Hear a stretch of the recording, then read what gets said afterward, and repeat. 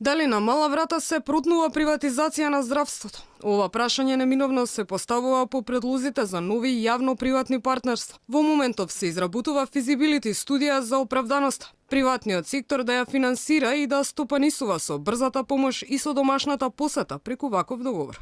Министерството за здравство смета дека овие две служби се во лоша состојба и дека нешто треба да се менува.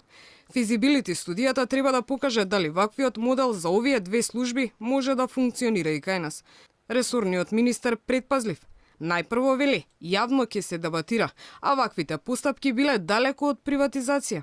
Јавно-приватно партнерство е нешто што е многу далеко од приватизација. Станува збор за начин со кој што многу порационално, ефикасно и ефективно се користат парите на граѓаните кои што сега кога се трошат, а гледате и самите како функционира тој сервис. Твориме јавна дебата и да видиме, да слушнеме стручни мислења, да ги слушнеме и граѓаните и врз основа на тоа да одлучиме дали ќе одиме во имплементација на таков еден проект за приватно јавно партнерство или на овој начин како е сега структуриран системот ќе го заекнуваме.